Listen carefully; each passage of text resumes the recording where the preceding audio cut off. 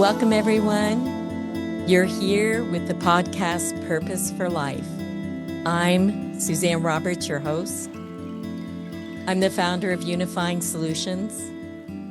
I'm the author of It's Deeper Than That. I am the designer of the Polarity System Design and the Great Reconnection.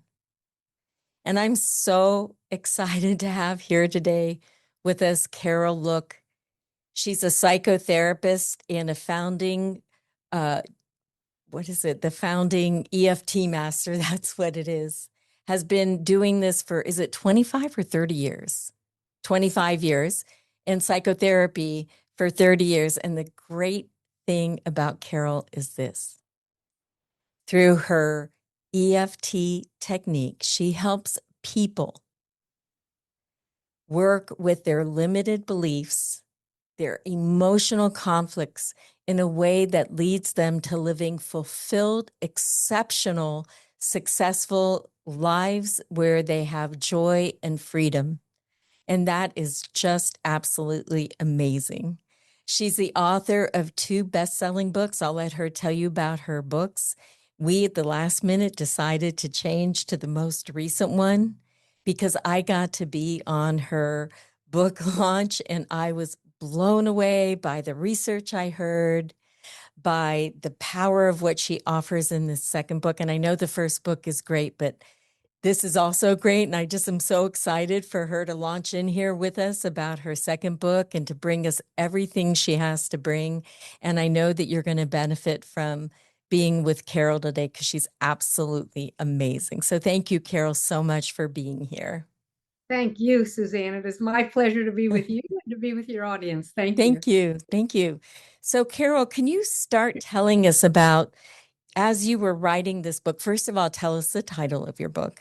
Yes, thank you. Tapping into the superpower of gratitude. The superpower of gratitude. Yes, thank you. That's just a great title for a book. And as you were writing this book, can you share with us the research that you found about gratitude? Well, it's an interesting part of the story because I love doing the gratitude. My problem has been on again, off again. And I was doing research for the book, and everybody knows that gratitude is good for you, but I don't think they know the numbers. And the research was astonishing. So you can lower your cortisol levels by 23%. That's what they found in a study.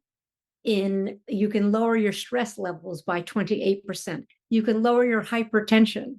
You can, well, in one study, which of course is the big disease in our country, apparently, right?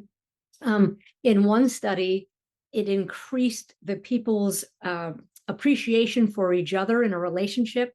And the reason for that was the gratitude that they shared. It helps people at work. Many people have bosses who don't know that, but when they're appreciated, it increases what they do at work, their efficiency, and they're showing up. And some of the sleep studies have incredible numbers. So I kept finding this research. I thought I would find it's good for you, it makes you feel better. Yeah. But these were raw numbers in big studies saying things like increase your happiness by 28%. 28%? Increasing your happiness and lowering your stress levels and your cortisol by 23 and 25%. This is unheard of with anything that's free.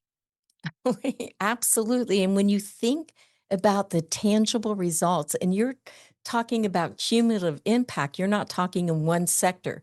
You're talking in multiple sectors because we're in relationship all the time, whether it's at work or at home or wherever we are, or with the person at the grocery store. We're always in relationship. But our health, our well-being, our attitude, our positivity, our contribution, it's amazing.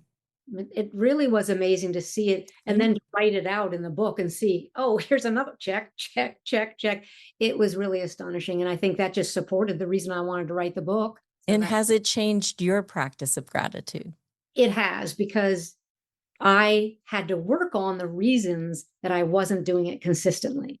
So everybody talks about it. Everybody says they do a gratitude list once in a while, but people aren't doing it consistently. But the statistics are showing what happens in your physiology and your emotional well-being when you do it consistently. So I combine in the book EFT tapping, which is also another technique that has astounding results of lowering cortisol, lowering stress, reducing symptoms of post-traumatic stress disorder, reducing anxiety and depression. So the EFT technique helped me get out of the reasons, the sabotage, why I'd get in my own way, so that then I could take gratitude and really do it as a daily practice, rain or shine, not miss it, not think, oh, I feel pretty good today. Why do I need to do a gratitude list?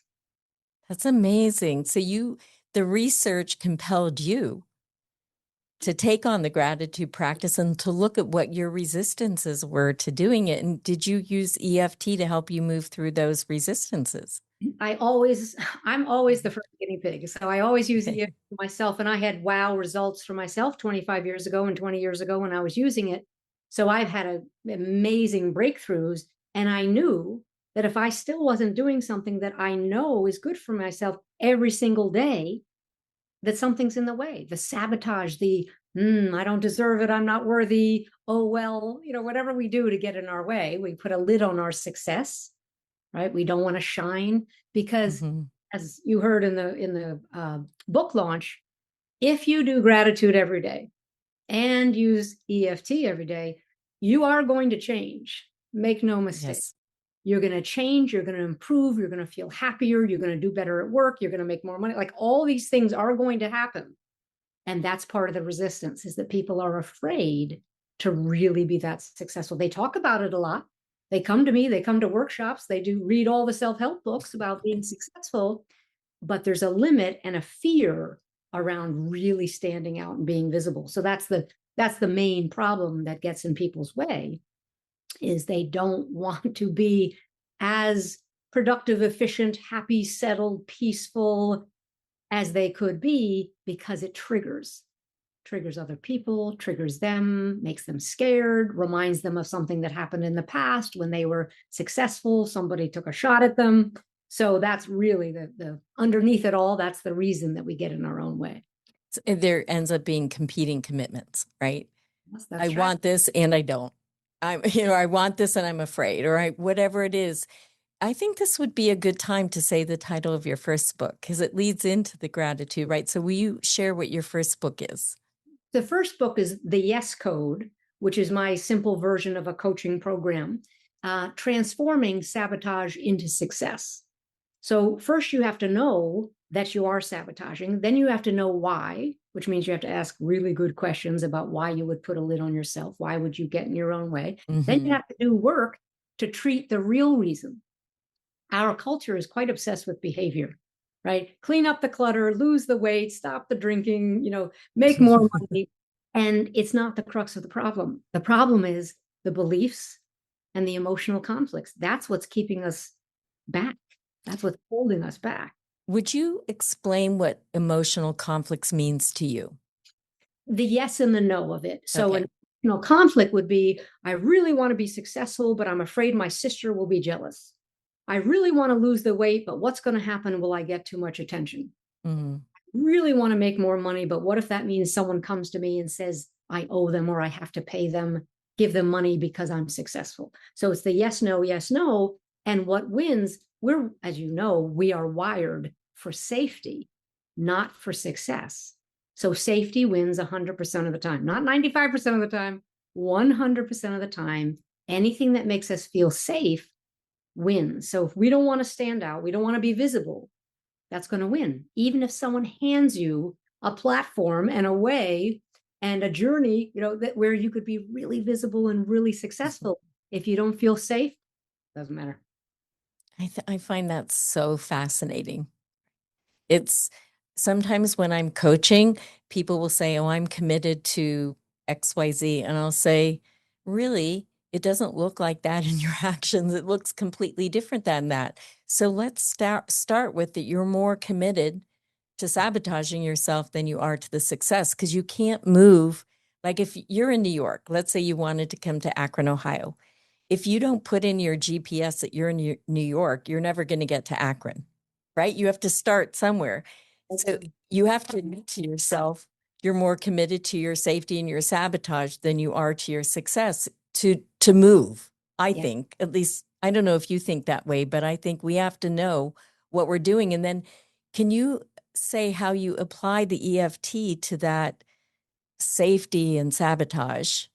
Well, what I say to people is if you don't ask the right questions, you can't get the right information.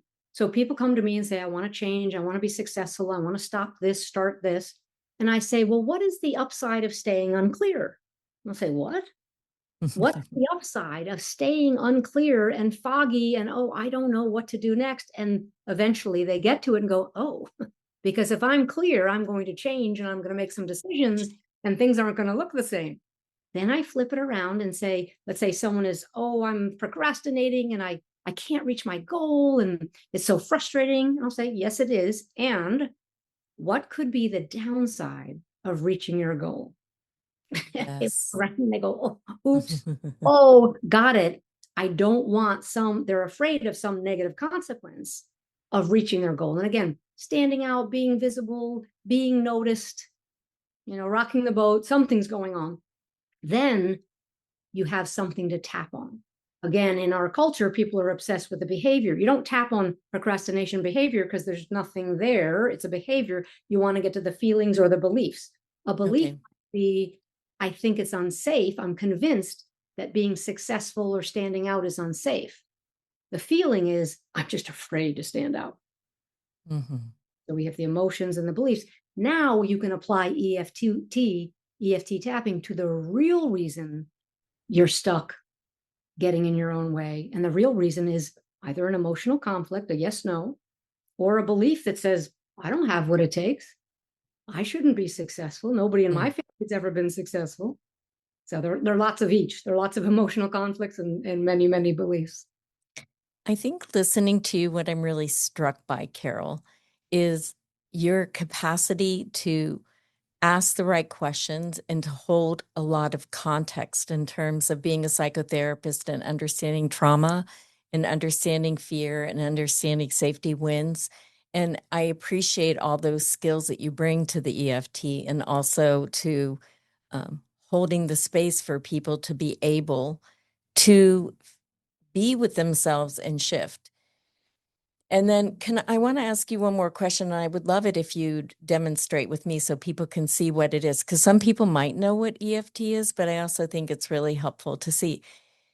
So you're talking about emotional conflict and a belief and safety. So it seems like those things are tied together in the nervous system. Is that right? And so does EFT help the nervous system settle, or what does EFT do with the nervous system with an alarm in us? Yes. So what EFT is doing is combining your focus on a challenging issue.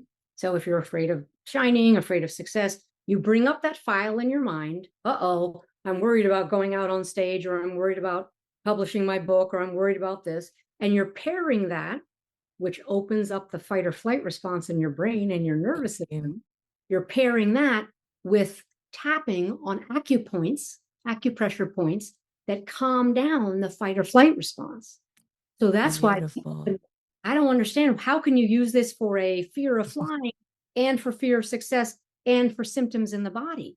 Because all of those create this fight or flight reaction in the brain. So we open up the file in the brain, right? And at the same time, we pair it with a tapping, and that's what calms down, rewires the nervous system around the topic, the stress, the challenge, the traumatic event from your past. That's why it works, and why it works on fear, resentment, guilt, frustration, all the feelings, as well as all the beliefs.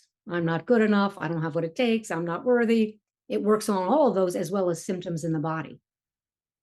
Thank you for sharing that. That was really beautiful to listen to, actually, and it it really was, and helps me. And I'm believing our listeners have a deeper understanding of the power of this, and also that you're an EFT master, and that makes so much sense listening to you. I love it. Thank you so much. Thank you. Thank you. Over the years, again, imagine I was my own guinea pig. The first thing that I took care of in myself was long-term insomnia. because I calmed down my fight or flight response enough to fall asleep when I was tired. I was always tired, but now I went to sleep. Now I actually slept a full night's sleep, right? 8 hours. That was 25 years ago. That changed everything in my health. Wow. I stopped creating these tumors that I would create. I lost 25 pounds. Why? Because before I didn't want to deal with the grief. So some people don't want to lose the weight because they're afraid of the attention. Some people don't want to lose it because they'll feel resentment. Some people are afraid of whatever they're afraid of. I didn't realize that I had so much grief inside. That's what I was using overeating for. And I come from a long history of an addicted family. So mine was just Mm. food, cigarettes. Um, and what I needed to do was get to the grief. And then I no longer needed the protection of the weight. Interesting. I didn't know that. I learned something today. Thank you. I appreciate that. Yeah. What do you think about doing it with me as an experiment so people can Love see to. it in action? I'd love to. So the four best targets when you're using tapping, EFT or tapping, the formula Okay. EFT, what the four best targets to so that you're really tuned in, clean about it, clear about it, are an emotion, a belief, a symptom in the body, or the memory of a traumatic event. Mm-hmm. So you choose, you can either use something that's real or we'll just do a demonstration and I'll show how you do it and what you say. So you can choose, because we could do fear of being successful, fear of visibility, fear of standing out, fear of failure. We could do any of those, or we could do the beliefs. I would say I have this excitement and hesitation and fear because of, and it is in my book, a major, major traumatic event in my childhood that makes visibility seem dangerous. So I would love to do like I'm excited to have a podcast, which is very visible, and then I'm hesitant about it. Both things are true. So I would love to that emotional conflict work on that. Okay. So the first thing we do is measure, if we can, 0 to 10. How afraid are you? So you're choosing an emotion. I'm afraid of visibility. Yeah, So 0 to 10, how true does it feel to you now and in your system? Oh, visibility is scary. I'm afraid of it. I'd say 7. And where is it in your body? I get a tightness like in my chest. Okay. All right. So everybody listening and watching could say, I'm afraid of my thing. I'm afraid of my meeting with the boss next week. I'm afraid to have a confrontation with my sister. I'm afraid of being visible. Also, whatever your challenge is, and then tap along with Suzanne. Okay. Perfect. So you're a 7 and Mm-hmm. chosen a target. I'm afraid to be visible. The number is a 7. And where did you say it was in your body? Right here, I get this like tightness in my chest. Okay. So we're going to track that. We're going to do the tapping. So what are we doing? Focusing on the issue. People say, oh, we shouldn't focus on the negative. It's in your body. It's in your nervous system. Ignoring it has never worked. And we know that, right? We know that. Mm, So we're going to focus there. And Suzanne, just follow the wording. I'm Very sorry. simple. So this is the first spot that we use tapping on. Even though I'm afraid to be visible, Even though I'm afraid to be visible, and I'm going to say what you told the audience and what you said is in your book, because of what happened in the past, because of what happened in the past, no wonder I'm scared. no wonder I'm scared. I deeply and completely love and accept myself anyway. I deeply and completely love and accept myself anyway. Even though I'm afraid of too much visibility, Even though I'm afraid of too much visibility, and I know where this comes from, I know where this comes from. I deeply and completely love and accept myself. I deeply and completely love and accept myself. Then we tap with 2 fingers of our dominant hand and we go around the face and the body on these what we call acupoints. The first one is the beginning of the hair of either eyebrow. And you just tap there and we're just naming the problem. I'm afraid to be visible. I'm afraid to be visible. The next point is on the side corner of either eye. I'm afraid to be visible. I'm afraid to be visible. The next point is under the eye. I know where that came from. I know where that came from. Next point is under the nose. Very important acupuncture point here. I'm afraid to be visible. I'm afraid to be visible. The next point is the chin point. It doesn't feel safe, and it wasn't safe being visible. It doesn't feel safe, and it wasn't safe being visible.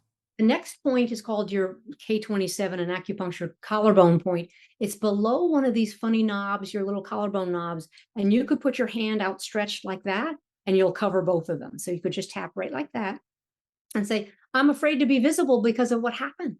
I'm afraid to be visible because of what happened. The next point is under either arm, about 4 inches below your armpit, either side, as if you had a seam in your body going down the side of your body. And say it again. I'm afraid to be visible because of what happened. I'm afraid to be visible because of what happened. Top of the head, you go around in a circle up there. There are lots of points up there. I'm afraid to be visible, and I accept myself anyway. I'm afraid to be visible, and I accept myself anyway. Good. Deep breath, which continues to move along the energy. We're moving the energy in the meridians. I say it's like gridlock in New York City or in Akron, right? If you can't get down. We don't have gridlocks in Akron, honey. Okay. Sorry. So you can't get down Fifth Avenue, you can't get up Sixth Avenue, you can't get across 23rd Street to 42nd Street because we have something stagnated or stuck in our meridians. And what we're doing is clearing them out by rewiring the nervous system. So then we'd go back and say, Suzanne, you were a 7, tightness and restriction in your chest on this idea of fear, on the feeling of fear of being visible. And then you would just check in. There's no wrong answer. So you just check in again. I almost started laughing during it. It seemed absurd in a certain kind of way. I don't know. But I would say it's much lower, like maybe 3. Maybe a 3. Yeah. So it is what happens because our problems grip us, right? Yeah. Our challenges feel like the biggest things ever. And they affect our nervous system and how we think and how we see other people and how we see the world. Then we do the tapping and we calm down that reactive, healthy, used to be healthy, and then we overplay it, right? Yeah. That healthy reaction in our nervous system.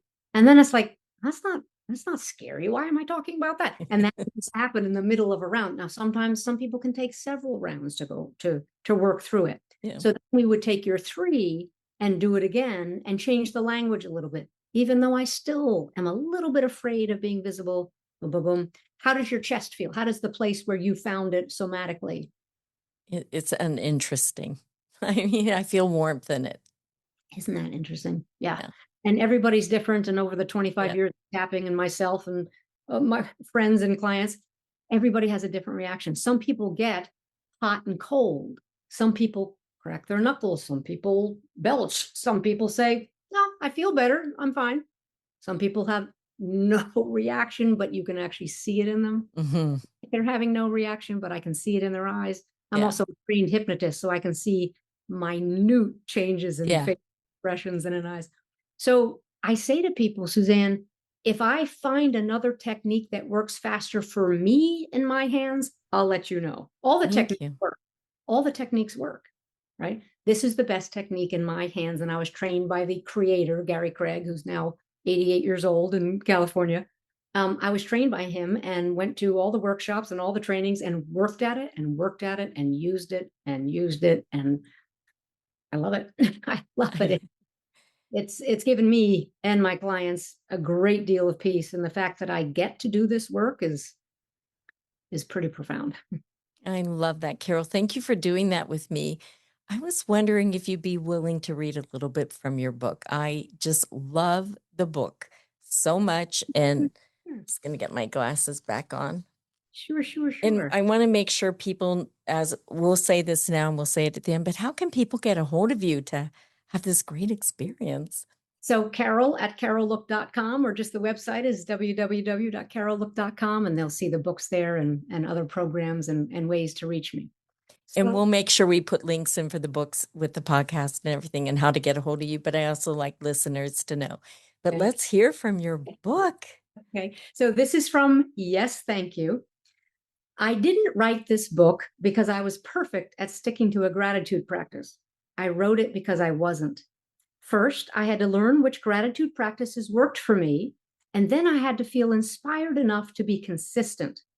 I needed a reason to stick to it, to counter all the excuses I used to forget my practice, starting with life got in the way. If I had known that maintaining a consistent gratitude practice would have given me all the science-backed benefits, as well as reduced the risk of early mortality, I might have started earlier with my regular practice and been better about keeping it up. Or would I? When the scientific research is so prolific, you might find it puzzling as to why you wouldn't follow through with tapping into such an incredible superpower.